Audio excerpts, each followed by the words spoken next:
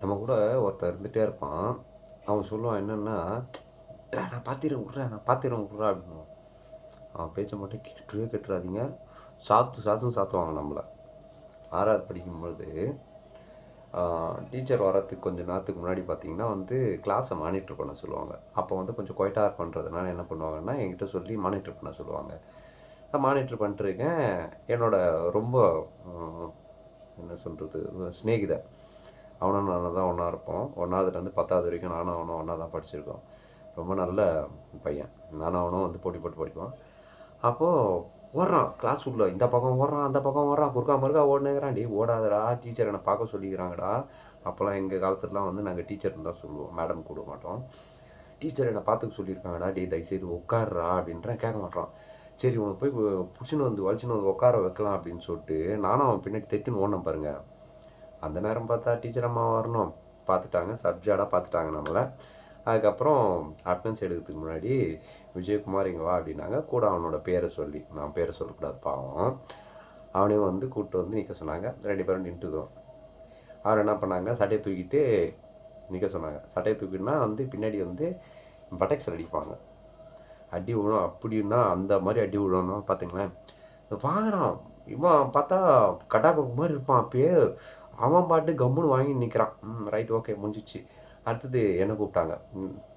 நம்ம தான் மானிட்டர் பண்ணுவேன். ரைட் நமக்கு பாராட்டு விழா தான் அப்படின்னு சொல்லிட்டு. ஆனால் நான் இது பாருங்கள், பாராட்டு விழா சட்டையை தூக்கு அப்படின்னாங்க. டீச்சர் அப்படின்னேன். சட்டையை தூக்கு. அவங்க எப்படின்னா, இந்த உச்சந்தலையிலேருந்து இந்த உள்ளங்கால் வரைக்கும் சிங்காரிச்சு எடுப்பாங்க அப்படியே. சரி ரைட் இன்றைக்கி நம்ம கதை முடிஞ்சுது அப்படின்னு சொல்லிட்டு இந்த சட்டையை அப்படி தூக்கிட்டு இப்படி கையை இப்படி முன்னாடி வச்சு நிற்கிறேன். அடி விழுந்தது. அப்படியே அந்த நாபி கமலெல்லாம் அப்படியே வந்து கலகலன்னு ஆயிடுச்சு. அப்படியே 2வது அடி விழுந்த உடனே கண்ணுலாம் அப்படியே ஒரு மாதிரி வந்து கலங்க ஆரம்பிச்சிது. 3வது அடி விழுந்த உடனே காதெல்லாம் அடிச்சிடுச்சு. அவ்வளோதான் சரிங்களா. அதுக்கப்புறம் அடி உழுது வலி தெரியல. ஏன்னா ஒரே இடத்துல தான் டார்கெட் பண்ணுறாங்க. இங்கே அங்கே கொஞ்சம் கூட நவுறல. ஒரே இடத்துல உழுது நமக்கு வந்து மரத்து போச்சு. சரிங்களா. வாங்கின்னு போய் உட்காந்தாச்சு ஓரத்தில்.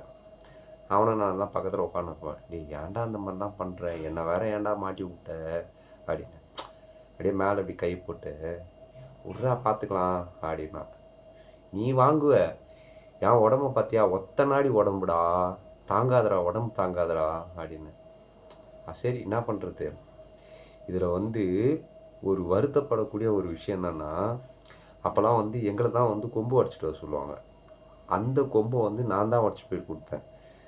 அப்போ வந்து அந்த கொம்பில் இதுக்கு முன்னாடிலாம் வந்து அடி வாங்கினவங்களாம் யோசிச்சிருப்பாங்கல்ல, என்னைக்காவது ஒரு நாளைக்கு வந்து நீயும் மாட்டுவ, அதில் உதவாங்கும் போது தாண்டா தெரியும்டா உங்களுக்கு எங்களோட வந்து வலி என்னான்னு சொல்லிட்டு. ஏன்னா நான் அடி வாங்கும் போதெல்லாம் வந்து பக்கத்தில் இருக்கவங்க சிரிச்சுன்னு இருக்காங்க. அப்போ இதை வச்சு தான் சிரிச்சுக்கிறாங்க பொழுது. நான் இதில் இன்னொரு சந்தோஷமான ஒரு விஷயம் என்னென்னா, அவன் சொன்னான் பார்த்தீங்களா, அவன் வந்து லைஃப்பில் வந்து ரொம்ப சூப்பராக செட்டில் ஆகிட்டான். நல்ல ஜம்முன்னு செட்டில் ஆகிட்டான். அது வரைக்கும் வந்து ஒரு சந்தோஷப்படக்கூடிய விஷயம் தான். ஆனால் திரும்பவும் சொல்கிறேன், இந்த மாதிரி நான் பார்த்துக்கலான்னு சொல்லிட்டு சொன்னாமல் பாருங்கள், தயவுசெய்து நம்பாதீங்க. இந்த மாதிரி வந்து ஏதாவது இடத்துல மாட்டி விட்டு போயிடுவானுங்க, பார்த்துங்க.